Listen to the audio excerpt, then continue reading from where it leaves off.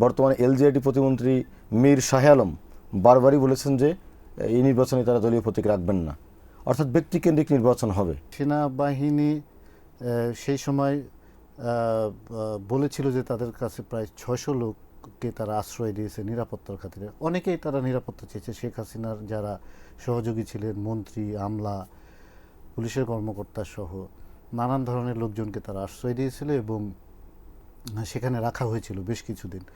এবং যদি যুদ্ধের পরে দেখেন, যুদ্ধ শুরু হওয়ার পর থেকে বাংলাদেশ ব্যাংক শুধু একদিন $25 মিলিয়ন কিনছে, আর কিন্তু তারা কেনে নেয়। অর্থাৎ তারা যুদ্ধের পরিস্থিতিতে ডলার কেনাটা তারা স্টপ করে দিয়েছে। এই মুহূর্তে যুদ্ধ তো অবশ্যই নাটকীয় একটা মোড়ের দিকে চলে গেছে অলরেডি। টাইমস টুডেজ হেডলাইন্স অনুষ্ঠানে সবাইকে স্বাগত জানাচ্ছি। আমি মাহফুজুল্লাহ বাবু। দর্শক যারা ব্যস্ততার কারণে আমাদের পত্রিকা পড়তে পারেননি, তাদের জন্য আমাদের এই নিয়মিত আয়োজন। দিনের প্রধান খবরগুলো নিয়ে আমরা স্টুডিওতে আলোচনা করি। এই মুহূর্তে আমার সঙ্গে স্টুডিওতে আছেন আমাদের সিনিয়র রিপোর্টার সাইফুল ইসলাম। দর্শক, জাতীয় নির্বাচনে অংশ নিতে পারেনি আওয়ামী লীগ, আর এখন নির্বাচিত সরকার সিদ্ধান্ত নিয়েছে স্থানীয় সরকার নির্বাচনে দলীয় প্রতীকের ব্যবস্থা থেকে আবার সরে আসবে তারা।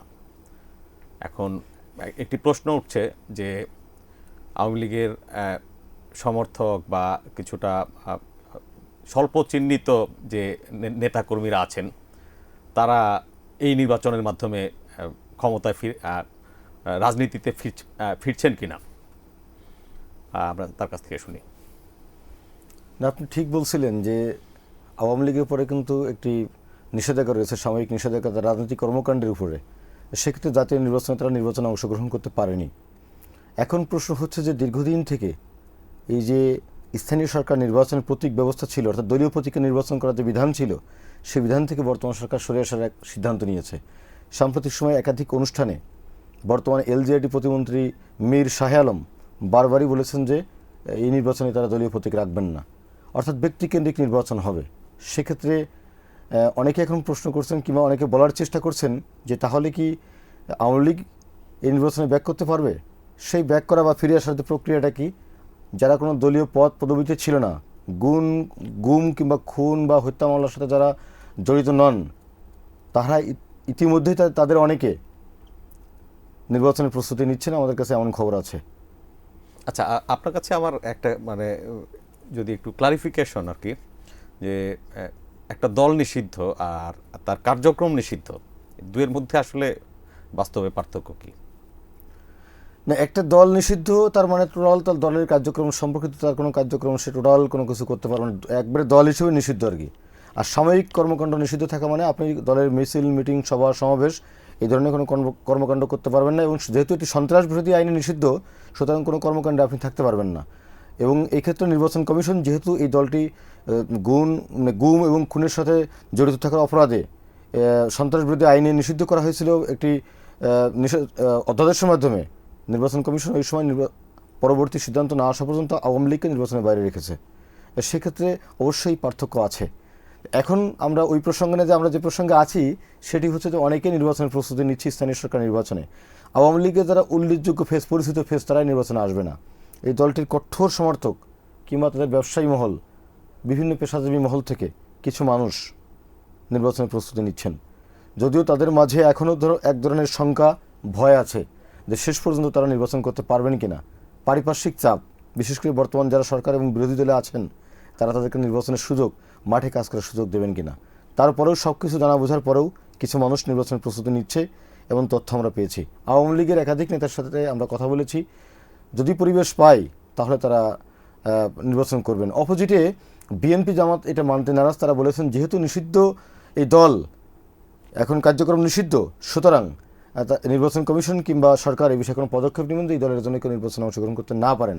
তাদের এমন একটা এখন পর্যন্ত ধারণা রয়ে গেছে। কিন্তু নির্বাচন বিশেষজ্ঞ যারা, তারা বলেছেন যে এটি কোনোভাবেই কার্যকর, বিএনপি জামাতের কথা কার্যকর হবে না। যদি প্রতীক উঠিয়ে দেওয়া হয়, দলীয় প্রতীক, সেক্ষেত্রে অবশ্যই আওয়ামী লীগ নির্বাচনে অংশগ্রহণ করতে পারবে। আচ্ছা, যেমন কিছু কিউরিয়াস কোয়েশ্চেন, আমরা যদি বলি যে ছাত্র জীবনে একজন ছাত্রলীগের রাজনীতি করতো, তারপরে 2 দশক 3 দশক তিনি আওয়ামী লীগ, যুবলীগের সাথে নেই, এখন তিনি যদি নির্বাচন করতে আসেন, দেখেন, এটি তো এখন পর্যন্ত আমরা কোনো প্রজ্ঞাপন কিংবা সরকারের সিদ্ধান্ত আইন আকারে এখনো পাইনি। সুতরাং আমাদেরকে সেটি জানা বা বিস্তারিত বোঝার জন্য যতক্ষণ পর্যন্ত এই বিষয়ে আওয়ামী লীগ নিষিদ্ধের একটি প্রক্রিয়া আইনগতভাবে করা হচ্ছে, আইনও যে অধ্যাদেশটি ছিল অন্তর্বর্তীকালীন সরকারের সেটি কিন্তু আইন করার চেষ্টা করা হচ্ছে। ইতিমধ্যে স্বরাষ্ট্রমন্ত্রী এই বিষয়ে কথা বলেছেন। পুরোপুরি আওয়ামী লীগের বিষয়ে কী ধরনের সিদ্ধান্ত সরকার নেই সেই প্রজ্ঞাপন বা আইনটি পাস না হওয়া পর্যন্ত এই প্রশ্নের উত্তরটা এখনই দেওয়া কিছুটা না, এমনিতে আপনি তো হ্যাঁ, কিছুটা দেওয়া কঠিন আর কি। পলিটিক্যাল বিট করেন অনেকদিন, যে এটা এই প্রশ্নগুলো কিন্তু আমাদেরকে অনেকে করেন না, অবশ্যই করেন। যেমন ধরেন আওয়ামী লীগ এখন একটি ধরেন বৃহৎ সংসদ, আওয়ামী লীগ একটি অনেক বড় দল, দীর্ঘদিন থেকে তারা রাজনীতি এদেশে করে, অনেক সংগ্রামের সাথে স্বাধীনতা সংগ্রাম থেকে শুরু করে আওয়ামী লীগের ইতিহাস জড়িত। সুতরাং আওয়ামী লীগকে নিয়ে মানুষের চাওয়া থাকবে, এটি একেবারেই স্বাভাবিক একটি ঘটনা। না ধরেন সংসদে আওয়ামী লীগ আজীবন নিষিদ্ধ হয়ে গেল, কিন্তু এখন এক সময় ছাত্রলীগ করতেন, কিন্তু পরবর্তীতে তিনি ব্যবসায়ী হয়ে গেছেন বা শিক্ষক হয়ে গেছেন, তো তিনি যদি নির্বাচন করতে আসেন, আইন কি তাকে আটকাতে পারবে কিনা? যদি দলীয় প্রতীক উঠিয়ে দেওয়া হয়, তার বিরুদ্ধে সুনির্দিষ্ট কোনো মামলা মোকদ্দমা না থাকে, অবশ্যই তাকে নির্বাচন করার সুযোগ দিতে হবে। বিশেষজ্ঞরা ঠিক এমনটি বলেছেন যে কোনোভাবেই তাকে নির্বাচনের বাইরে রাখার সুযোগ নেই। যদি ওই সংক্রান্ত যে একসময় ছাত্রলীগ করতেন তিনিও নির্বাচনে অংশগ্রহণ করতে পারবেন না, কিংবা এই দলের অঙ্গ সংগঠনের কেউ নির্বাচনে অংশগ্রহণ করতে পারবেন না যাদের দলীয় পদ পদবি ছিল। এরকম কোনো বিধান যদি চালু না হয় তাহলে তাদেরকে নির্বাচনের বাইরে রাখার কোনো সুযোগ আইনগতভাবে থাকবে না।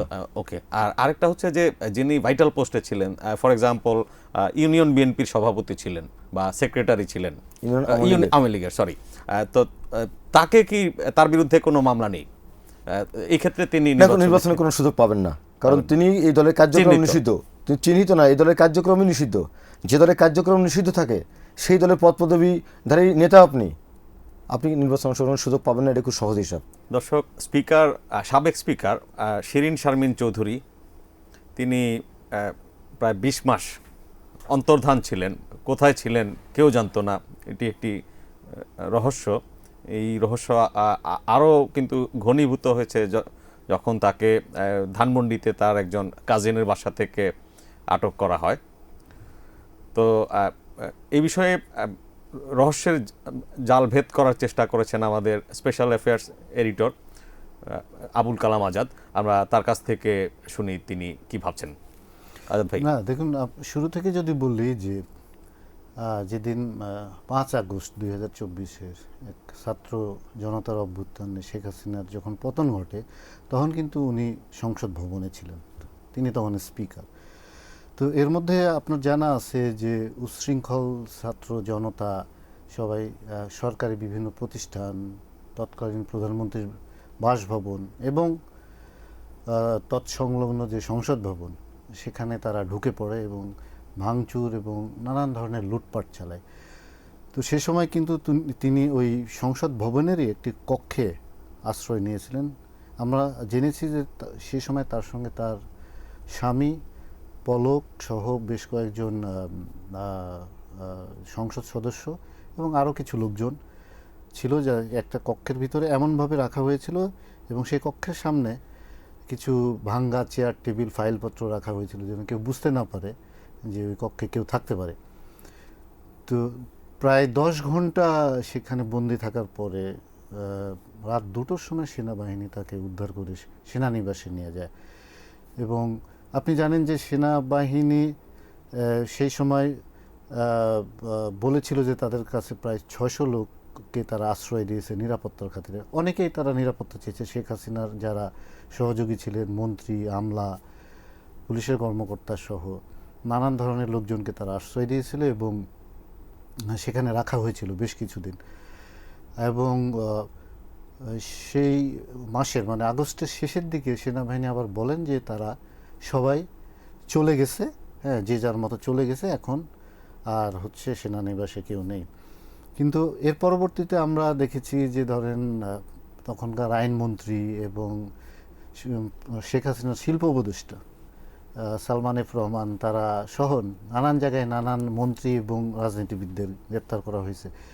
কিন্তু এই যে 20 মাসে অনেক কিছু ঘটে গেছে, হ্যাঁ, অনেক রাজনৈতিক পরিবর্তন ঘটেছে, একটি ইলেকশন হয়েছে, ইলেকশনের মধ্য দিয়ে নতুন সরকার, কিন্তু শিরিন শারমিন চৌধুরী কিন্তু অন্তরালেই থেকে গেছে। তো এর মধ্যে দিয়ে ধরেন উনি পদত্যাগ করেছে সেপ্টেম্বরে সে বছর, তো আমরা কিন্তু কিছুই জানতে পারি নাই, কিন্তু পরশু ভোর রাত 4টার দিকে ধানমন্ডি তার কাজিনের বাসা থেকে তাকে আটক করা হয়েছে এবং তার নামে যে মামলাগুলো আছে, জুলাই অভ্যুত্থানের সময় যে হত্যা হয়েছে সেই হত্যার কয়েকটি মামলা আছে এবং সেই হত্যা মামলায় দেখিয়ে তাকে তার রিমান্ড চাওয়া হয়েছিল, কিন্তু রিমান্ড দেওয়া হয়নি, তাকে জেলে রাখা হয়েছে। এখন এর পেছনে আসলে কিসের গন্ধ পাচ্ছেন? না, ধরুন যে আপাত দৃষ্টিতে আমরা কি দেখতে পাচ্ছি, যে একটি রাজনৈতিক প্রতিহিংসা পরায়ণ হয়ে এই সরকার, তারেক রহমানের সরকার তাকে আটক করেছে। অনেককে আটক করেছে, আপনি জানেন, মানে আওয়ামী লীগের দোসর হিসেবে পরিচিত, হ্যাঁ, তখনকার মন্ত্রী, এমপি এবং অন্যান্য যারা আছে, ব্যবসায়ী এবং 1-11 কুশীলব, এরকম অনেক প্রাক্তন সেনা কর্মকর্তাকে অ্যারেস্ট করা হয়েছে। কিন্তু মানে শিরিন শারমিন চৌধুরীকে যে এইভাবে অ্যারেস্ট করা হবে, একটু নাটকীয়, হ্যাঁ, বেশ হঠাৎ করে লম্বা সময় এটা ঘটে গেল এবং তাকে যে আটক করাও হতে পারে হত্যা মামলায়, এটাই আসলে অনেকের কাছে বিশ্বাসযোগ্য না। তো আপনি দেখেছেন যে গতকাল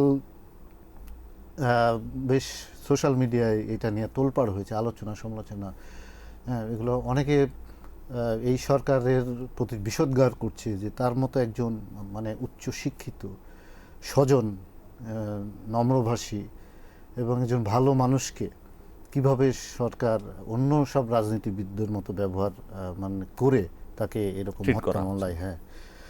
তো আমরা খুঁজতে যে কেউ কেউ দেখেছি, বলছে যে জি, আমরা, হ্যাঁ, আসছিলেন। না, আপনি প্রশ্ন করছিলেন, আপনি জানতে চাচ্ছিলেন যে আসলে এর পেছনের আসলে গল্পটা কি। যেমন তো কোন সেটা- একটা প্লটের কথা কেউ কেউ বলছেন যে তাকে হয়তো সামনের সারিতে রেখে, যে আপনার রিফাইন্ড আওয়ামী লীগের কথা হ্যাঁ, যেটি আমি বলা ওই হয়। কথাতেই আসছিলাম যে ধরুন অন্তর্বর্তী সরকারের সময় কিন্তু একটা উদ্যোগ নেওয়া হয়েছিল। আমরা জেনেছিলাম তখন যে সাবের হোসেন চৌধুরী আওয়ামী লীগের মন্ত্রী এবং নেতা ছিলেন, তাকে সামনে এনে আওয়ামী লীগকে পুনর্গঠন করা যায় কিনা। এতে ধরেন আমাদের প্রতিবেশী রাষ্ট্র এবং পশ্চিমাদের একটা চাপ ছিল, তারা চাচ্ছিল যে কিভাবে পলিটিক্যাল রিকনসিলিয়েশন করা যায়, আওয়ামী লীগকে রাজনীতিতে আবার ফিরিয়ে আনা যায় তার অংশ হিসাবে। তো সেই সময় আওয়ামী লীগের শীর্ষ নেতৃত্ব তাকে সাবের হোসেনকে মেনে নিতে চায়নি এবং আপনি দেখেছেন যে সাবের হোসেন চৌধুরীর বিরুদ্ধেও কিন্তু মামলা আছে, কিন্তু তিনি তার সব মামলাতে কিন্তু জামিন পেয়ে গেছে এবং ওই প্রক্রিয়ার অংশ হিসাবে, Right. হ্যাঁ।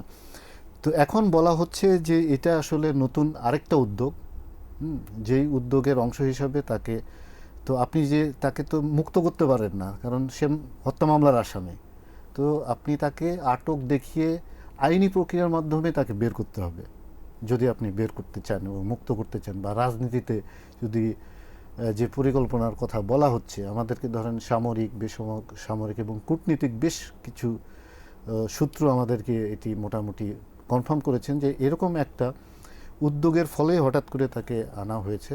এবং এতদিন আবার তিনি কোথায় ছিলেন সেটা নিয়েও কিন্তু এক ধরনের আলোচনা আছে, যে অনেক আলোচনাই ছিল যে উনি এতদিন ক্যান্টনমেন্টে ছিলেন এবং দুদিন আগে তাকে হচ্ছে ধানমন্ডিতে তার কাজিনের বাসায় রেখে আসা হয় এবং যথারীতি ডিবি পুলিশ গ্রেপ্তারের নিমিত্তে, হ্যাঁ, যদিও সেনাবাহিনীর পক্ষ থেকে কখনোই স্বীকার করা হয়নি যে শিরিন শারমিন তাদের আশ্রয়ে ছিল। তারা 2024 আগস্টের শেষের দিকেই বলেছে যে সবাই চলে গেছে। তো আরেকটি বিষয় এখানে আপনি আমার কাছ থেকে জানতে পারেন যে তাকে এতদিন কেন রাখা হয়েছিল। তা আমরা যতটুকু জেনেছি যে তাকে খুব সসম্মানে রাখা হয়েছে এবং তার রাখার পেছনে আরেকটি কারণ ছিল, সেটা হচ্ছে ধরুন কোনো কারণে যদি রাষ্ট্রপতি শাহাবুদ্দিন উনি যদি পদত্যাগ করেন, অথবা ধরুন সরকার তৎকালীন মোহাম্মদ ইউনূসের নেতৃত্বাধীন অন্তর্বর্তীকালীন সরকার তারা যদি তাকে অপসারণ করে, তাহলে কিন্তু আমাদের সামনে একটা সাংবিধানিক জটিলতা, হ্যাঁ, শূন্যতা বা জটিলতা যাই বলেন না কেন, সেটা তৈরি হবে। তো তখন আমাদের একমাত্র ভরসা থাকবে স্পিকার, যদি এবং স্পিকার যদি পদত্যাগও করেন, সাংবিধানিকভাবে কিন্তু স্পিকার তখন দায়িত্ব নিতে পারেন একটা স্বল্পকালীন সময়ের জন্য। এটি একটি হিসাব ছিল। আরেকটি হিসাব ছিল যে আমরা জানি যে ডিপ স্টেটের কথা বেশ কিছুদিন যাবত আলোচনা হচ্ছে। তো অন্তর্বর্তীকালীন সরকারের একটা পায়তারা ছিল যে দীর্ঘদিন রাষ্ট্র ক্ষমতায় থাকার, তো তারও একটা হিসাব ছিল যে শিরিন শারমিন চৌধুরীকে আসলে হাতে রাখা হয়েছিল প্রয়োজন মতো তাকে যেন ব্যবহার করা যায়। কাজে লাগানো যায়। আমরা ব্যবহার করা না বলে বলি যে তাকে নানান ইকুয়েশনে মিলে গেলে তাকে কাজে লাগানো যায়। সো তাকে হয়তো এখন কাজে লাগানোর সময় এসেছে। দর্শক, একটা লম্বা একটা সময় কিন্তু দেশের ডলারের দাম স্থিতিশীল ছিল 122 টাকা 30 পয়সার আশেপাশে। এটি কিন্তু আবার বাড়তে শুরু করেছে। আবার আমদানির চাহিদা যে খুব বেশি ঠিক তাও না। স্টুডিওতে আমার সঙ্গে আছেন আমার সহকর্মী তাকি মোহাম্মদ জুবায়ের। আমরা তার কাছ থেকে তার বিশ্লেষণটি শুনি। কেন বাড়ছে, ঠিক একটাই প্রশ্ন।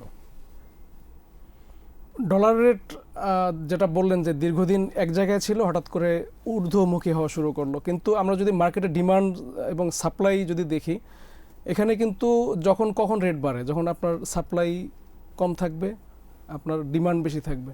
কিন্তু বাংলাদেশে যে এখন ডলার রেট বাড়তেছে, এটার পেছনে এই তত্ত্ব কোনো কাজ করছে না। আপনারা দেখেন আমার বাজারে প্রচুর ডলার আছে, আমার রেমিটেন্স ইনফ্লো ভালো, আমার দেখেন ব্যাঙ্কগুলোতে এনওপিটা দেখেন আপনি, যদি নেট ওপেন পজিশন অর্থাৎ ব্যাংকের কাছে এক্সেস লিকুইডিটি মানে তার লায়াবিলিটির অ্যাগেনস্টে যেটা ওভার যেটা লিকুইডিটি তার কাছে যেটা আছে, তার কাছে অলরেডি $1.1 বিলিয়ন আছে, যেখানে নর্মালি ব্যাঙ্কগুলোর কাছে এনওপি থাকে 400 মিলিয়ন, সেখানে প্রায় 3 টাইমস তার কাছে বেশি আছে। মানে 400 মিলিয়নের বেশি হলে বাংলাদেশ ব্যাংক মূলত মার্কেট থেকে অ্যাবজর্ব করে নেয়, কিনে নেয়।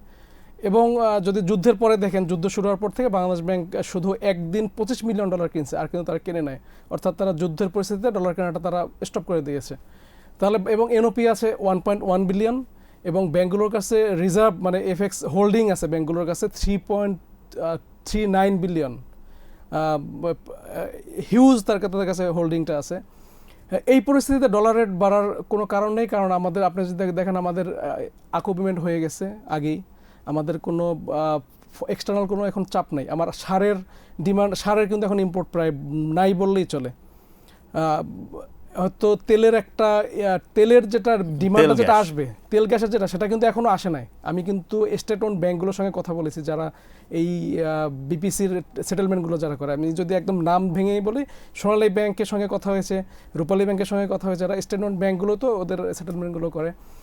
ইভেন কিন্তু আপনার এই যে মার্চ এপ্রিলের জন্য যে হাই প্রাইসের যে ফুয়েলগুলো আনা হচ্ছে, সেগুলো তো নিশ্চয়ই সেগুলো সেটেলমেন্ট তো আরো পরে গিয়ে হবে। ওকে, সেগুলো সেটেলমেন্ট তো এখন হচ্ছে না। আচ্ছা, এলসি হচ্ছে এখন, ইম্পোর্ট হচ্ছে এখন, সেটেলমেন্ট তো আরো পরে গিয়ে হবে। অর্থাৎ ওই ডিমান্ডের চাপটা এখন আসবে না, আরো পরে আসবে। কিন্তু এখন বাড়তেছে কেন? তাহলে আপনার মার্কেটে ডিমান্ড মানে মার্কেটে ডলারের ডিমান্ড নাই, এবং আপনি দেখেন যে আপনার আমাদের যে ক্যাপিটাল মেশিনারি সেটাও কিন্তু আমাদের ফ্লো নাই। আর এর মধ্যে যুদ্ধ শুরু হয়ে গেছে। ধারণা করা ছিল যে ইলেক্টেড গভর্নমেন্ট আসলে ক্যাপিটাল মেশিনারির ইম্পোর্টটা বাড়বে, অর্থাৎ ইনভেস্টমেন্ট বাড়বে। ইনভেস্টমেন্ট বাড়তেছে না। আপনি দেখেন রিসেন্ট যে কালকে যে ডেটা পাবলিশ হলো, আপনার প্রাইভেট ক্রেডিট গ্রোথ 6.03, মানে একদম হিস্ট্রিক্যাল লো লেভেলে। অর্থাৎ ডলারের ডিমান্ড থাকার কোনো কারণ নেই। ইভেন আজকে সোনালী ব্যাংকে আমি কথা বলেছি, আজকে সোনালী ব্যাংকে কোনো ডলারের মানে সেটেলমেন্টের চাপই ছিল না। ইভেন রূপালী ব্যাংকে কথা বলেছে, তাদের যে পরিমাণ এনওপি আছে তা দিয়ে তারা যদি নতুন করে নাও কেনে, নতুন করে তারা যদি নাও কেনে, তারা তাদের পুরো মাস চলে যাবে, এতটা তাদের এক্সেস মানে ডলার তাদের কাছে আছে। তাহলে ডলার রেট বাড়তেছে কেন? এখানে দুটো বিষয় এখানে সামনে চলে আসছে আমাদের ইনভেস্টিগেশন। এটা নিয়ে আমি প্রায় যখন দিয়ে ডলার রেট বাড়া শুরু করছে, বিষয়টা আমার কাছে খুব অ্যাবনর্মাল লেগেছিল, এবং আমি এটা নিয়ে লেগেছিলাম গত কয়েকদিন ধরে। এবং অ্যাবনর্মালটা আরও বেশি লাগলো তখন যখন হলো মার্কেটে কিছু আওয়াজ আসা শুরু করলো 120 টাকা 130 টাকায় গিয়ে ডলার রেট পৌঁছাবে। কারণ আমি তো মার্কেটের ডিমান্ডটা দেখতেছি, সাপ্লাই দেখতেছি, 130 টাকা যাওয়ার কোনো কারণ নেই। এবং এটা আমরা যদি দেখি কিছু মানে মিডিয়াতে রিপোর্টও আসলো 130 টাকা ডলার রেট হওয়া উচিত, অর্থাৎ মার্কেট ম্যানিপুলেশনের একটা স্পষ্ট আভাস আমরা পেলাম। এটা নিয়ে আমি যখন সেন্ট্রাল ব্যাংকে কথা বলা শুরু করলাম, সেন্ট্রাল ব্যাংকও বিষয়টা তারা নড়েচড়ে বসা শুরু করলো। ইভেন সেন্ট্রাল ব্যাংকে রিসেন্টলি 2-1 দিনের মধ্যে এই এপ্রিলে কয়েকদিন এই সপ্তাহে আর কি একটা গভর্নর সহ একটা মিটিংও হয়েছে। এই মার্কেটে যে মেসেজটা দেওয়া হচ্ছে, কেউ বা কারা এই মেসেজটা দিচ্ছে যে 130 টাকা রেট হবে, এবং এই মেসেজটার এগেনস্টে গভর্নরের সাথে একটা মিটিং হয়েছে সংশ্লিষ্ট কর্মকর্তাদের সাথে। সেই মিটিংটায় সিদ্ধান্ত হয়েছে যদি এই মেসেজটা যদি বেশি এফেক্ট পড়ে ডলার হোর্ডিং শুরু হবে। স্বাভাবিকভাবে ডলার হোর্ডিং শুরু হয়ে গেছে অলরেডি। আমরা দেখতেছি যে অলরেডি যে ব্যাংক 5-6টা ব্যাংক তারা মার্কেট ম্যানিপুলেশন শুরু করছে। আমাদের 6টা থেকে 8টা ব্যাংকের নাম আসছে, আমরা নাম প্রকাশ করছি না। কিন্তু 6টা থেকে 8টা ব্যাংকের নাম আমাদের কাছে এসেছে, আমাদের ইনভেস্টিগেশনে পেয়েছি যে ব্যাংকগুলো মার্কেটে এই ডলার হোর্ডিং করে তারা হলো একটা ম্যানিপুলেট করে ট্রাই করতে, যে কারণে মার্কেটে তারা ফিউচারিস্টিক চিন্তা করে অথবা তারা ভবিষ্যতে বেশি মুনাফা পাওয়ার আশায় তারা ডলারটা তাদের কাছে মানে হেজিং করতেছে। আরেকটা বিষয় হলো যখন এই মেসেজটা যখন বাজারে খুব ভালো করে ছড়ানো হলো 130 টাকা রেট হবে, তখন বাংলাদেশ ব্যাংক যে মিটিংটা করলো, মিটিংয়ে একটা সিদ্ধান্ত হলো যে যদি এই মেসেজটা বেশি ইফেক্ট করে তাহলে আমরা উল্টা ডলার সেল করবো। যদিও আপনি জানেন যে অলরেডি এই অর্থ বছরে বাংলাদেশ ব্যাংক 5.4 বিলিয়ন ডলার তারা কিন্তু মার্কেট থেকে কিনছে। যুদ্ধ শুরু হওয়ার পর তারা কেনা বন্ধ করে দিল। আবার যদি প্রয়োজন হয় তারা মার্কেটে বিক্রি করে তারা একটা মেসেজ দিবে, না ডলার রেট বাড়ার কোনো কারণ নেই, কারণ আমার পর্যাপ্ত আমার রিজার্ভ আছে, আমার প্রায় 35 বিলিয়ন ডলারের রিজার্ভ আছে, আমার মার্কেট ডিমান্ড নাই, তাহলে আমার তো ডলার রেট যে ম্যানিপুলেট করার যে এই ট্রাইটাকে আটকাতে হবে। এবং এই দুটো কারণের কথা বলছিলেন, যে একটা হচ্ছে যে আমরা যেটি বুঝতে পারলাম যে আরেকটা কারণ একটা বড় ব্যাংক হচ্ছে যে একসাথে ডলার কিনছে সো দ্যাট ডলারের ডিমান্ডটা একটু রোবাস্ট দেখায়। এখানে আর একটা কারণ আমাদের কাছে মনে হচ্ছে, যেটা সংশ্লিষ্টরা যেটা ধারণা সন্দেহ পোষণ করতেছেন, যেখানে একটা ষড়যন্ত্র তত্ত্ব সামনে এসেছে আমাদের ইনভেস্টিগেশনে নেমে, সেটা হলো নতুন গভর্নমেন্ট আসছে, নতুন গভর্নমেন্ট আসার পরে বহির্বিশ্বের এক্সটার্নাল যে শকগুলো আমাদের এমনিতেই আছে, যুদ্ধ চলতেছে, এর মধ্যে নানা ধরনের দুর্যোগ চলতেছে, তার উপর যদি ডলার তার উপরে যে আপনার ডলার এটা কোনোভাবে যদি এটাকে ডলার মানে মরার উপর খাড়ার ঘা হয়ে দাঁড়াবে একদম গভর্নমেন্ট এবং গভর্নমেন্টের জন্য বিশাল একটা চ্যালেঞ্জিং হয়ে যাবে এই মুহূর্তে। তাদের এই যদি ডলার রেট যদি খুব বেশি উঠে যায়, মানে টাকা যদি খুব বেশি ডেপ্রিসিয়েশন হয়ে যায়, পাশাপাশি যারা আপনি দেখেন যারা ইম্পোর্ট যারা করে তাদের যে এখন যদি 122 টাকা সব ইম্পোর্টেড প্রোডাক্ট কিন্তু অ্যাটলিস্ট শুধু ডলারের কারণে 45% হায়ার এখন compare to last 3 years. Exactly. এবং যদি এখন তো 130 টাকা যদি এই যারা ম্যানিপুলেট করার ট্রাই করতে তারা যদি 130 টাকা নিতে পারে কোনোভাবে, তাহলে এই যে ইম্পোর্টের যে প্রোডাক্টগুলো তার ক্যাপিটাল মেশিনারি তার কত 130 টাকা সেটেলমেন্ট করতে গেলে তার তো পুরো ইনভেস্টমেন্ট যে প্ল্যান যে করছে সেই প্ল্যানটাই তো তার একদম কোলাপস করবে, তার সেই প্ল্যান আগাতে পারবে। আমরা প্রিভিয়াস পেজে দেখেছি যে আপনার র ম্যাটেরিয়াল ইম্পোর্ট করে যখন এলসিটা পরে সেটেল করতে হয়, দেখা গেছে যে চূড়ান্ত পণ্য বিক্রি করে সেই টাকা আবার নতুন ইনভেস্টমেন্টে কাজে লাগিয়ে দেওয়া হচ্ছে, কিন্তু সেটেলমেন্টের সময় গিয়ে তারা দেখলো যে শেষ পর্যন্ত রেট অনেক হাই এবং শত শত কোটি টাকা তাদেরকে যে ফরেক্স লস আপনার বুক করতে হয়েছে। ডোনাল্ড ট্রাম্প ঘোষণা দিয়েছেন আরেকটি সভ্যতার ইতি ঘটতে যাচ্ছে। আসলে কোন দিক মোড় নিচ্ছে মধ্যপ্রাচ্য পরিস্থিতি? স্টুডিওতে আমার সঙ্গে আছেন আমাদের বিশেষ প্রতিনিধি, কূটনৈতিক সংবাদদাতা শেখ শাহরিয়ার জামান ভাই, তার কাছ থেকে আমরা শুনি। ধন্যবাদ। এই যেটা বলছেন যে যুদ্ধের একটা মোড়, আসলেই কিন্তু একটা মোড় নিতে যাচ্ছে। 6 সপ্তাহ আমরা এখন গড়িয়েছে, এর মধ্যে আমরা তো দুই পক্ষের ভিতর থেকেই আমরা পাল্টা আক্রমণ এটা দেখছি। কোনো পক্ষ যে পিছিয়ে আসছে সেরকম বিষয়টা না। In the mean time behind the scene কিছু ডিপ্লোম্যাটিক আলোচনাও চলছিল। একটা প্রপোজাল দেওয়া হলো ইরানের আমেরিকার পক্ষ থেকে 15 পয়েন্টের প্রপোজাল, সেটা ইরান রিজেক্ট করলো। তারপরে আবার দুতিয়ালি করে পাকিস্তান, ইজিপ্ট, টার্কি এরা মিলে তারাও একটা ইরানের কাছ থেকে একটা পাল্টা প্রপোজাল নিল। এরপরে আবার আমেরিকার পক্ষ থেকে আর একটা প্রপোজাল যে সিজফায়ার, এটা আমেরিকার পক্ষ থেকে না, এটা আসলে ডিপ্লোম্যাটিক যারা এঙ্গেজড ছিল তাদের পক্ষ থেকে আসছিল যে 45 দিনের একটা সিজফায়ার এবং স্ট্রেট অফ হরমুজটাকে ওপেন করে দেওয়া। কিন্তু বোথ দ্য কেসেস ইরান এই প্রপোজালটা রিজেক্ট করেছে এবং এখন যেটা আমরা দেখছি যে ইরানের পক্ষ থেকেও একটা 10 পয়েন্ট যেটা দূতদের মাধ্যমে আমেরিকার কাছে পৌঁছানো হয়েছে। তো সেখানেও তারা বলছে যে কম্পেনসেশনের কথা বলা হচ্ছে, এখানে পার্মানেন্ট যে হস্টিলিটিস সেটা বন্ধ করার কথা বলা হচ্ছে, স্ট্রেট অফ হরমুজ তাদের কন্ট্রোলে থাকবে সেটার কথা বলা হচ্ছে।